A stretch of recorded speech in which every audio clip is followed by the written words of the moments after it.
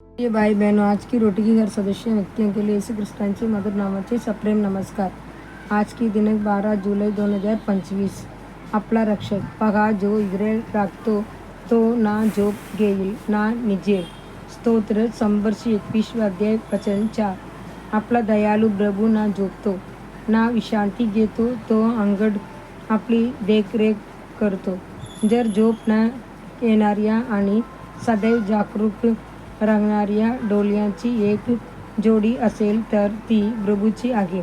आपण एका जीवित देवाची देखरेखीखाली आहोत, म्हणून भीती किंवा काळजी करण्याचे काही करणार नाही.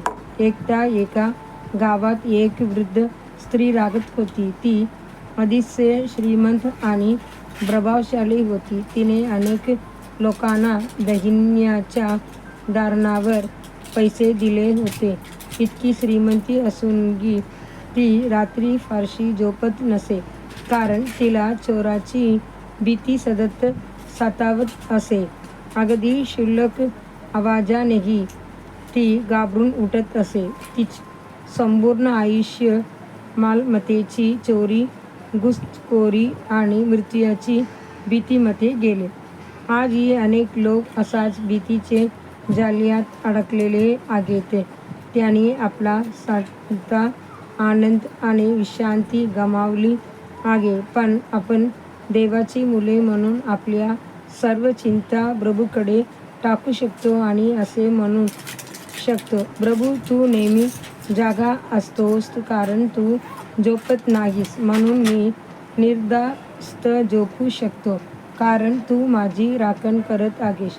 राजा दावीद म्हणतो, तू माझ्या हृदयात असा आनंद भरलास की त्याची धान्याने आणि द्राक्ष रसाने भरपूर मिळाल्यावरही तो कमी पडेल. मी शांततेने निजेन आणि झोपी जाईन, कारण तुझे प्रभू मला सुरक्षित ठेवतोस.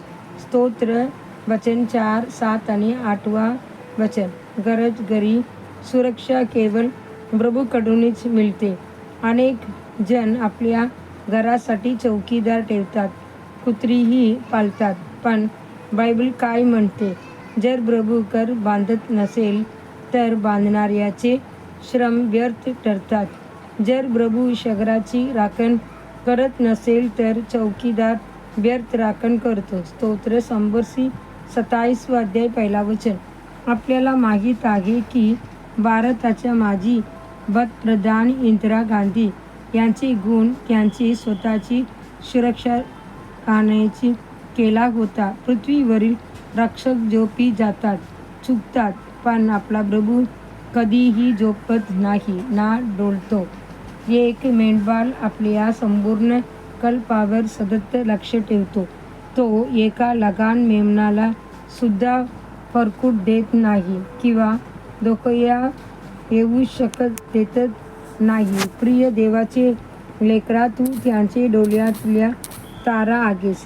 जकरिया म्हणतो, जो तुला स्पर्श करतो तो त्यांची डोळ्याची तारेला स्पर्श करतो. जकरिया 2 अध्याय 8 वचन. म्हणून प्रभूकडे जवळ जा, तोच तुझे आश्रयस्थान, तुझे सामर्थ्य आणि संकटाचे वेळी तुझ्या मदतीचा सच्चा आधार आहे. तो रात्रदिवस तुझी निगराणी करत असतो, अचूकपणे आणि अखंडपणे. आत्मिक चिंतनासाठी वचन. मी प्रभू त्यांची निगा राखतो, प्रत्येक क्षणी त्याला पाणी घालतो, कोणी त्याला इजा करू नये म्हणून मी रात्रदिवस त्यांची निगा राखतो. येसाया 27 अध्याय 3 वचन. आजचे बायबल वचन. सकाळी स्तोत्र अध्याय 4, 5 आणि 6.